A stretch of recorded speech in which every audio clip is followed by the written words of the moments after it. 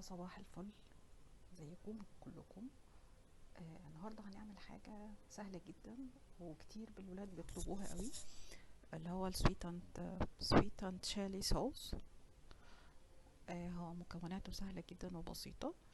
هي 3 أو 4 قرون فلفل احمر وكوبايه ميه، وهنضربهم في الخلاط. انا هوريكم كل حاجه بس بقول لكم كله الاول.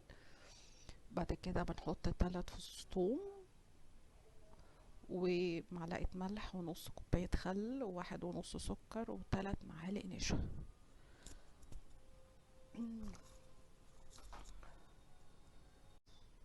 في الخلاط احنا عملنا الفلفل، طحناه ناعم جدا، وهنحط عليه، هنحطه هنا في البولة دي، وهنحط عليها كوباية مية وهاخدها غلوة وهوريها لكم بعد كده الباقي هنكمله ازاي. حطيناه على النار دلوقتي، اللي هو الفلفل الاحمر اللي احنا ضربناه في الخلاط، وحطينا معاه كوبايه ميه.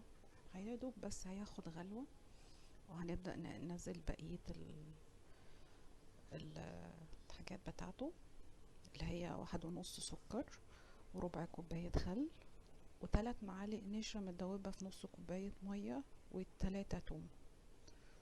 بس مجرد ما ياخد غلوه بس هنبدا نحط عليه بقيه المكونات بتاعته. وبدأ يغلي اهو. هحط بقى الواحد ونص سكر،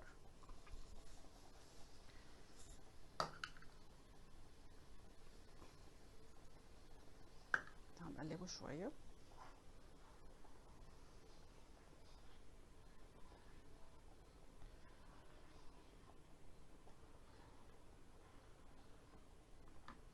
وبعد كده هنحط الخل، وبعد كده الثوم،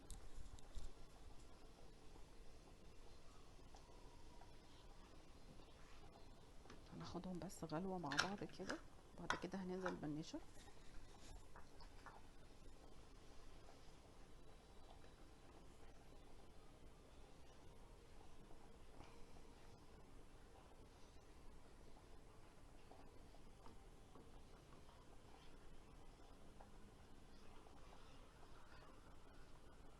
وهننزل بقى بالنشا اللي هي 3 معالق نشا متدوبة في نص كوباية مية.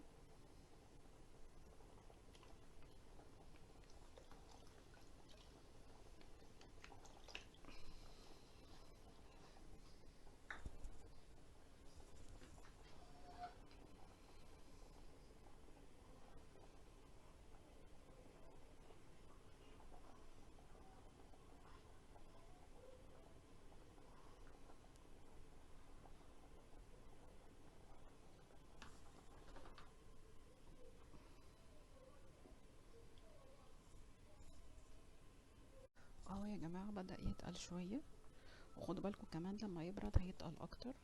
فهو ده بقى القوام بتاعه، ما بيبقاش اكتر من كده. وهنسيبه على جنب يبرد، وبعد كده هنحطه وهوريهولكوا بعد ما بنحطه هعمل لنا كمية قد ايه. وده يا جماعة الصوص بعد ما احنا عملناه. هنبدأ نفضيه ونشوف هيعمل لنا قد ايه كمية.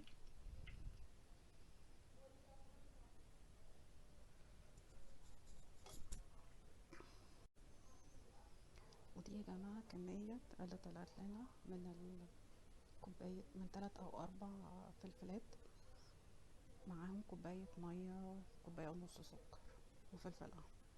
الموضوع بسيط جدا وبنجيبه من بره بكتير قوي. ياريت يكون عجبكم.